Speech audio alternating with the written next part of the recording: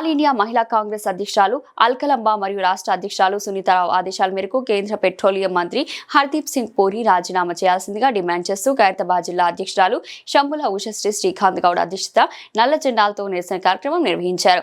Amberpet doctor Babasaheb Ambedkar విగ్రహం వద్ద petroleum శాఖ కేంద్ర మంత్రి హర్దీప్ సింగ్ పూరి దిష్టబొమ్మను దగ్ధం చేశారు. పీఎం మోడీ కాంప్రమైజ్ టీ-షర్ట్లను ధరించి భారీ ఎత్తున మహిళలతో నిరసన వ్యక్తం చేశారు. హర్దీప్ సింగ్ వెంటనే రాజీనామా చేయాలని వారు డిమాండ్ చేశారు.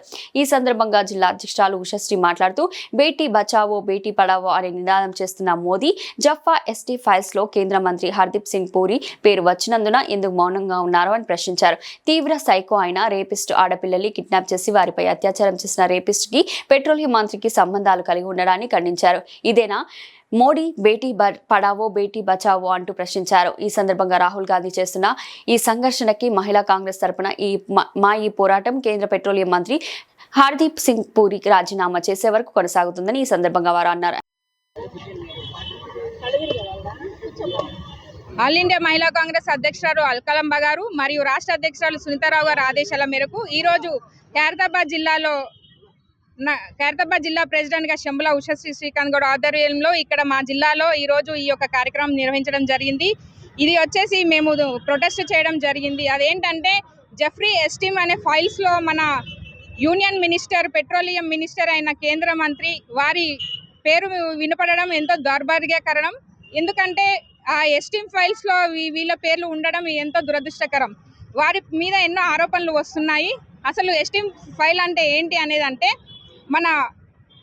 మన రేపిస్ట్ గురించి చెప్పాల్సింది ముందుగా మీకు. ఎందుకంటే జెఫ్రీ ఎస్టీమ్ అనేవాడు ఒక శాడిస్ట్, రేపిస్ట్ అండ్ సైకోయిస్ట్. వాడు మహిళలను కిడ్నాప్ చేస్తూ వారిపై అత్యాచారాలు చేసి ఎన్నో కేసులు తనపై ఉన్నాయి. వాడు ఇప్పుడు చనిపోవడం జరిగింది. వాళ్ళ ఈమెయిల్స్ లో మన యొక్క ఇండియా యొక్క మంత్రుల పేర్లు వినపడడం ఎంతో గమనార్హం.